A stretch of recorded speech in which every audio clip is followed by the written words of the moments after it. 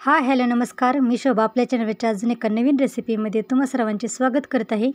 दिवाळी फराळ रेसिपीमध्ये आपण मक्याचा चिवडा तयार केलेला आहे, तर तो आज आपण बघत आहे। सर्वजण आवडीने खातात असा झटपट होणारा खमंग कुरकुरीत मक्याचा चिवडा आज आपण बघत आहे। चटपटीत मक्याचा चिवडा तयार करण्यासाठी आपण बाजारामध्ये मका पोहा मिळतो, तो आपण 1 किलो मका पोहा चिवडा बनवण्यासाठी घेतलेला आहे। पोहे तळण्यासाठी कढईमध्ये तेल गरम करून घेतलेले आहे। तेल गरम करून घेतले की त्यामध्ये आता आपण 1-2 मुठी मका पोहा घालून तळून घेत आहे। हा चिवडा गरम तेलामध्ये लगेच तळून निघतो। मक्याचे पोहे तळण्यासाठी जास्त वेळ लागत नाही। गरम तेलामध्ये मक्याचे पोहे घातल्यानंतर लगेच तळून तयार होतात। तळण्याआधी मोठ्या चाळणीने आपण मक्याचे पोहे चाळून घेतलेले आहेत। तर अशा पद्धतीने 1 किलो मक्याचा पोहा आपण तेलामध्ये तळून घेतलेला आहे। तर 1 टोप आणि 1 परात भरून 1 किलो मक्याचा पोहा तळून तयार झालेला आहे। मक्याचा चिवडा तयार करण्यासाठी आपण शेंगदाणे, भाजकी डाळ, खोबऱ्याचे काप आणि कढीपत्ता घेतलेला आहे। तर तो आता आपण तळून घेणार आहे। ज्या तेलामध्ये आपण पहिल्यांदा मक्याचा चिवडा तळून घेतला त्याच तेलामध्ये आता आपण पहिल्यांदा शेंगदाणे तळून घेत आहे। तर असे गरम तेलामध्ये आपण शेंगदाणे तळून घेत आहे। तर अशा पद्धतीने आपण शेंगदाणे तळून घेतलेले आहेत, जास्त काळसरही केलेले नाही आहेत। तर अशा पद्धतीने आपल्या शेंगदाणे तळून घ्यायचे आहेत। शेंगदाणे तळून झाल्यानंतर आता आपण त्याच गरम तेलामध्ये कढीपत्ता तळून घेत आहे। कढीपत्ता पण आपण गरम तेलामध्ये तळून घेत आहे। तर अशा पद्धतीने आपण कुरकुरीत कढीपत्ताही तळून घेतला। कढीपत्ता तळून झाल्यानंतर आपण आता खोबऱ्याचे काप तळून घेत आहे। बुंदीच्या झाऱ्यामध्ये आपण खोबऱ्याचे काप टाकून खोबरे आहे ते तळून घेत आहे। जास्त काळसर पण आपण खोबऱ्याचे काप तळून घेतलेले नाहीत। तर असा कलर आल्यानंतर आपण खोबऱ्याचे काप आहेत ते तळून काढलेले आहेत। असा कलर आला की आपण खोबऱ्याचे काप तळून काढलेले आहेत। खोबऱ्याचे काप तळून झाले की आपण आता भाजकी डाळ तळून घेत आहे। झाऱ्यामध्ये थोडीशी डाळ घालून तळून घेत आहे। भाजकी डाळ तळायला जास्त वेळ लागत नाही। तर थोडीशी भाजकी डाळ आहे ते आपण तेलामध्ये गरम करून घेत आहे। थोड्या वेळानंतर लगेच भाजकी डाळ आहे ते आपण तळून काढून घेत आहे। तर अशी थोडी भाजकी डाळ झाऱ्यामध्ये घेऊन तळून घेतली। तर अशा पद्धतीने भाजकी डाळ आहे ती तळून घेतलेली आहे। राहिलेली भाजकी डाळ झाऱ्यामध्ये घेऊन तळून घेत आहे।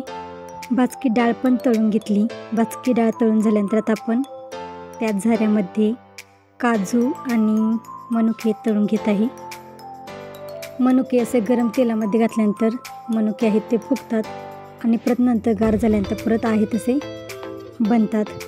गरम तेलामध्ये आपण काजू आणि मनुके तळून घेतले। तर ते अशा पद्धतीने आपण तळून घेतलेले आहेत। ते आता आपण एका ताटामध्ये काढून घेत आहे। त्याच कढईमध्ये जास्तीचे तेल होते ते काढून ठेवले आणि आता त्याच कढईमध्ये आपण फोडणी देत आहे। तर फोडणीसाठी आपण थोडेसे तेल ठेवलेले आहे। त्यामध्ये आता आपण मोहरी 1 चमचा 1 ते 1.5 चमचा आपण मोहरी फोडणीसाठी घेतलेली आहे। मोहरी चांगली तडतडली की त्यामध्ये आता आपण 1 चमचा तीळ घातलेले आहे। गरम केलेले तेल आपण थंड करून घेणार आहे।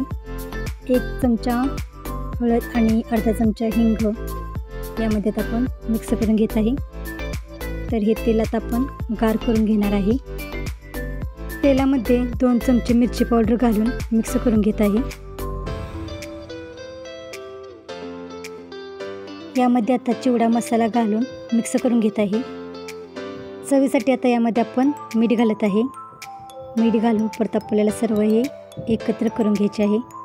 तर अशा पद्धतीने आपण मसाला आहे तो तयार करून घेतलेला आहे आणि हा मसाला आपण थंड करून घेतलेला आहे।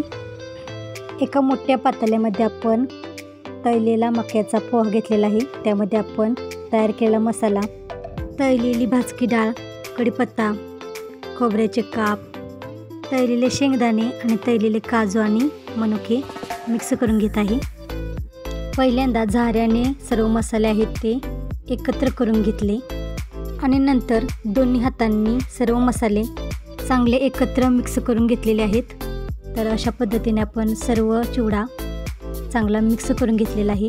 सर्व मसाले आपण चांगले चिवड्यांना मिक्स करून घेतलेले आहे। अशा पद्धतीने आपण मक्याचा चिवडा तयार करून घेत आहे. मसाले चिवड्यामध्ये चांगले मिक्स करून झाल्यानंतर आता यामध्ये आपण 1-1.5 चमचे पिठी साखर मिक्स करून घेत आहे. पिठी साखर ही आपण चांगली चिवड्यामध्ये मिक्स करून घेतलेली आहे. तर अशा पद्धतीने आपण झटपट आणि खमंग कुरकुरीत चटपटीत असा मक्याचा चिवडा तयार केलेला आहे. तर तुम्हाला ही रेसिपी कशी वाटली कमेंट करून जरूर सांगा.